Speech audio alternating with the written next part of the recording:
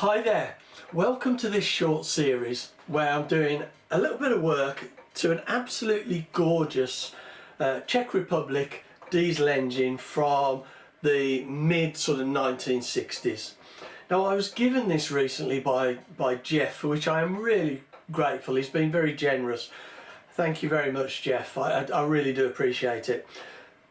When I was given this engine, I mean, it's in absolutely gorgeous condition, but the needle valve wasn't the original. It was an inappropriate needle valve that didn't work. It actually had a BA thread, so it was a British-made needle valve. Certainly wasn't from the Czech Republic. So, in the last video, I actually made a new spray bar and nut, and in this video, I need to make a mixture needle and a spring to stop it sort of rotating with the vibration. If we take a very quick look at this, and then at the engine and the spray bar that we've done, and then we can start to get that needle made. Right, well hopefully you can see why I love this engine. Just such a lovely design. The compression screw, I just love the little bits of detail on it and the shape. Really nice head. And you've got these, what I can only call kind of muscles on the side here where the screws go into. Really nice, and it's rear ported at the back. You can see these exhaust ports just on the back there, but not on the front. Lovely, lovely engine. Now here's the original one, which was just not appropriate. It was damaged and the wrong thread. Both these things, I think the thimble and the spray bar are different threads. So anyway, I contacted a good friend, Peter Valchek, and he gave me the right measurements and pictures and drawings, very detailed, for what it should look like from an engine he's got the same. So in the last video, I got this spray bar made, and you can see there's a hole there for the fuel to come out of. And now all we need to do is make a needle for this, or a mixture needle, which will comprise of a steel needle, pointed needle down the middle of a thimble like that. I also need to make a spring clip just to stop it from rotating. First thing I'm going to do is make up the steel needle. I'm going to use some 1.5mm music wire. I'm going to anneal it because it's quite hard. It's a medium carbon hardened steel. I'm going to anneal it, I'm going to turn it in the lathe, I'm then going to re-harden it and then just temper it a little bit. And once we've got that done, we can make up the thimble. Okay, so I've got my piece of 1.5mm music wire. If I run a file across the end, we can hear it's hard. That sounds really hard. We're not going to turn that in the lathe. But if I get it nice and hot, and I'm just going to do the end, the bit that we're working on, get that nice and cherry red, and let that cool down naturally. Okay, now we'll let that cool down, and I'll just put that on there. And what I'm going to do now is put in my collet chuck so I can hold this in a collet. I think it'd be better than my 3-jaw chuck. I'll hold it more secure. And then I'll get this turned down into a nice point. Right, well I've got my music wire and it's cooled down now, and you can just hear the change on that, and it files so much easier. So it's obviously softer. I mean, I am absolutely no expert at all when it comes to hardening and tempering and annealing. So, but thankfully this isn't a high stress situation. In fact, when it's working, really it should be touching nothing. As I said earlier, it should just be in the center of the hole and blocking off the fuel. So I'll just get this set up in here, and then we'll have a go at turning it. Really want as little as possible sticking out of the collet. So, because you know there's a high risk of this bending if we're not careful. Right, I've got this set up in the chuck now, or in the collet, and I'm going to be machining this really gently. I know how long I want the taper to be, so rather than doing any big calculations, I've just set this at an angle, and I'll probably have to alter that to get it to the right length, but we'll see how it goes. Now I would say, I know I'm doing this with a carbide insert which is designed for aluminium, but I find when doing needles like this, or really fine stuff, they are so much better because they're sharper. They don't last as long, but you do get a much nicer cut. Now you see I'm going to need to alter the angle on that because I'm coming in way too steep.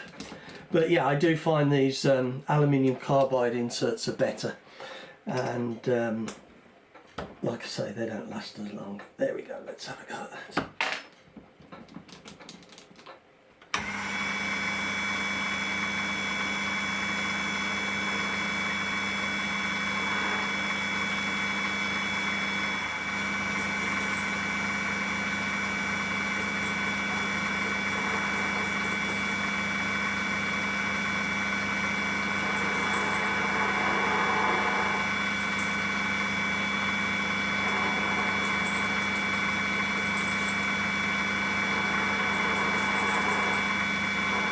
Right, well, I've got my needle now, and I'm really pleased with how that has polished up. And what I'm going to do is I'm going to heat it up, and then I'm going to quench it in this water, and that will make it really hard and a little bit brittle, so then I will temper it. Now I'm not going to put a file on this to test it, but I have done some practice pieces and I know how it responds now, and how to do it. So like I say, I'm not an expert at this, but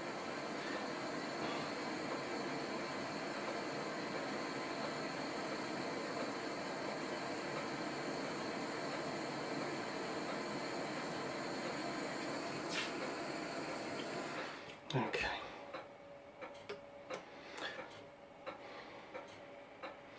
So now I'm going to put it back in the lathe and just polish it up so we can see the colour for when we temper it. Okay, I'm just going to heat this up now to temper it, and I'm going to get it to a nice blue colour, dark blue colour, and I need to be careful not to get the tip too hot, so I'm going to be concentrating on this back bit. I would suggest you don't follow my guidance on metal treatment, because like I said a couple of times, I'm not an expert on this, and to be honest it would probably be fine if we did nothing, but we'll do something anyway. There we go, and now that has gone a blue colour, just a little bit more perhaps.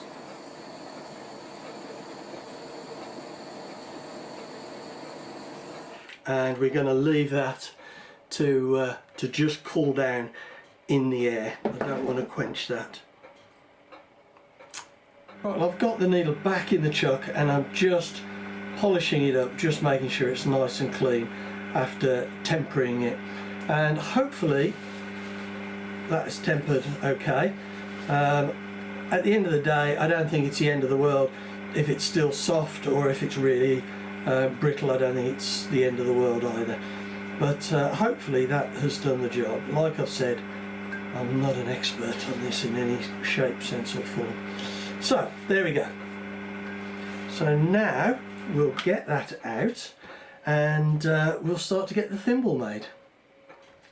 Right, well, I've got a piece of 6mm brass in my collet, and I'm just going to face this off and then get some end support in, because it's sticking out quite a long way, but it's as far out as it needs to be to get this job done. So I'm just, when I face it up, it's going to be just very, very gently, and just the minimum I need to do. And like I say, and then I'll get end support in. Right, I've now got my end support in, so we can start machining this. And I need to take this down, I think it's to just under 5mm.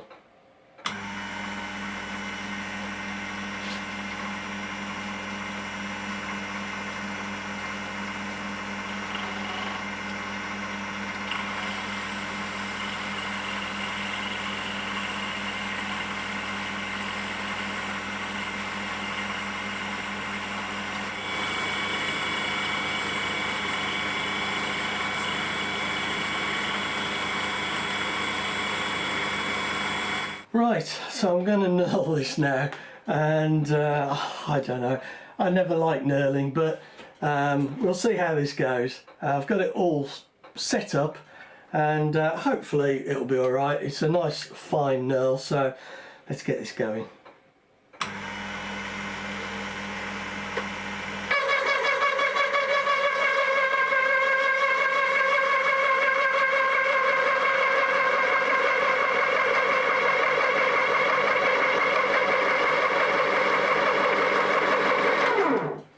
Right, I'm just going to bring this to shape now, so I'm just going to take it in there, and then we're going to taper this section down. And I'm quite pleased actually with this knurling. I've had I've had a lot worse.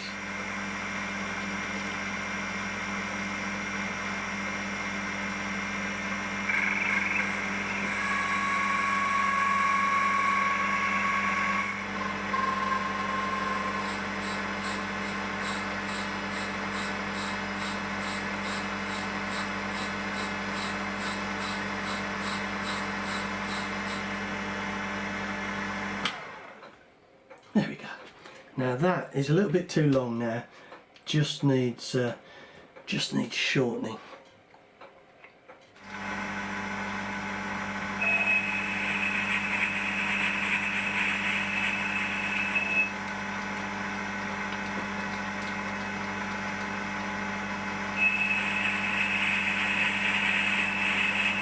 Right, we've got the kind of the outside look of the thimble done. What we need to do now is concentrate on the internals.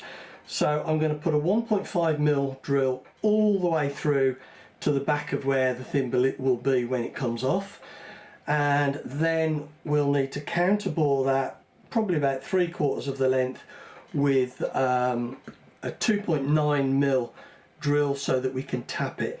The 1.5mm is for the needle to go all the way through, and we'll silver solder that at the end.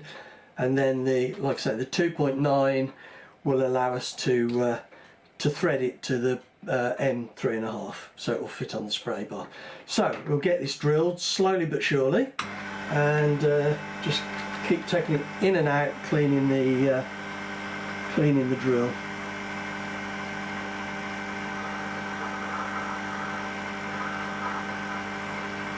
Right, and now we'll do the 2.9, ready to take the tap. Now this is going to be very thin, this the end of this in relation to the thread. So anyway, I will get it done.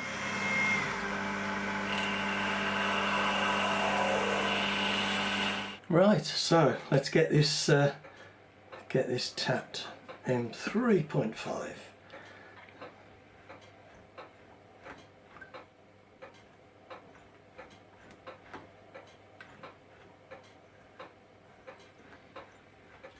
Right, I'm just taking the plug tap in, and that has gone to the end there now. So we'll take this out, and I'll blow the hole out, and then we'll have a look and see how the spray bar fits in. Right, just got a little bit of air here. And now there's the spray bar. Here we go. Excellent, look at that.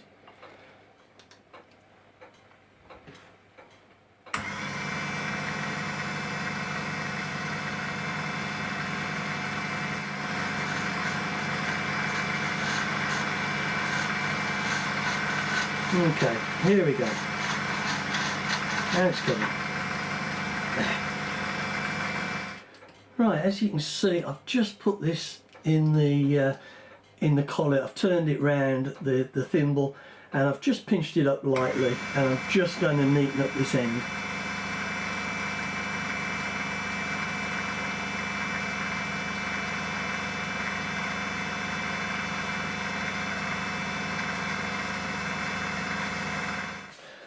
Right, we've now got this thimble finished, and it's come up really well. I'm really quite pleased with it, to be honest. And I've just neatened up that end and just gave it a little bit of a polish. What I am going to do is just countersink that hole a little bit, so that in a minute when I put the needle in and silver solder it, then there's just a little bit of a well there just to hold the solder. I mean, it hardly needs to be anything, it'll just be a fraction. We'll need to set that up to make sure we solder it in the right place at the right length. To do that, what we need to do is, I've just made a spring clip actually. This is 0.8 mil music wire, and it bends really easy, and I just use these jewellery pliers for doing the circle. So what we can do is we can put this engine together now. So we put the spray bar in. Now these sort of lugs that you've got on the casting here, to my mind, I'm fairly sure they are to hold a spring clip like that, so that it just stops it rotating round. And we've got these on both sides of the Venturi, so you can have the needle either way. Actually, I've just put the nut on the wrong way round because it's a single chamfered nut, so we'll have the chamfer to the outside. So I'll get this set up, just get this bolted in place. Right, now I've got this set up in the engine and really pleased with how it's looking. I was going to show you bending up the clip, but I thought, well, it's only a bit of wire, it wasn't really necessary. And you can see how it locks so into that bit of the casting there, so it won't rotate. Now I've screwed in the thimble to the point I would like it to be when the needle is fully closed. Now I've pressed in the needle, I've put a piece of tube on there, and if I blow in that is fully closed. Yeah, there's no air coming through that now at all. So what I'm going to do is I'm going to measure the distance from the thimble to the end of the wire, so I know the distance that needs to be fully closed, and I'm going to screw this back. I'm going to take it out of the engine, screw it back together, and then silver solder it. It's just a way of making sure that this is the right length, and we don't get to a point where actually we haven't put the needle in far enough, so when we fully screw it in, it's still open. It's just a way of setting it up. Hope that makes sense. So I will get this measured, and then we'll get it set up. Right, now I've got this set up. I've got some flux and some silver solder, and we'll see if we can get this done without too much cleaning up required afterwards. So I've cleaned up the components nicely. I've got some little bits of solder here. I'd rather put little bits of solder on rather than using oops, I've just dropped it, rather than putting a solder stick on it. I just find that you can get too much solder really if you're not careful, and by putting just a little piece on like that, trouble is sometimes it falls off. So we'll see if we can get this done.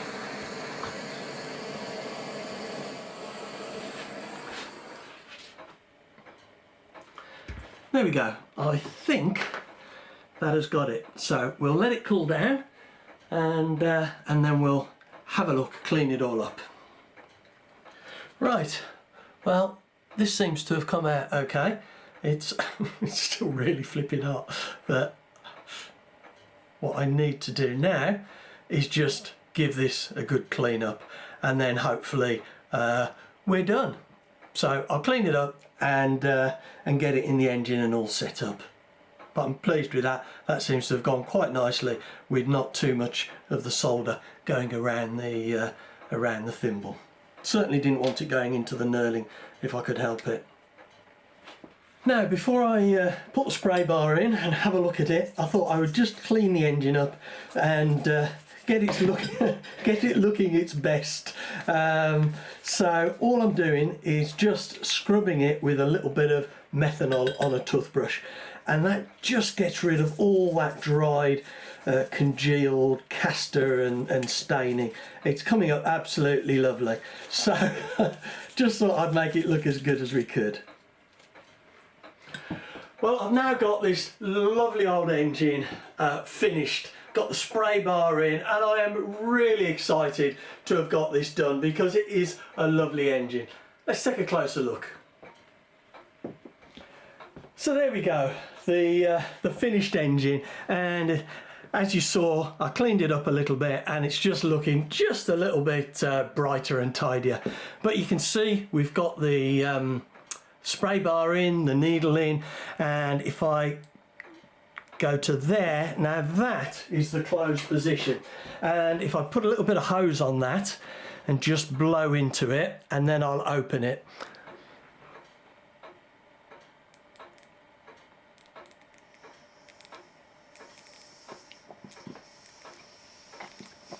That has just started to open about half a turn ago. I don't know whether you can hear it. And that is really blowing fuel through there now.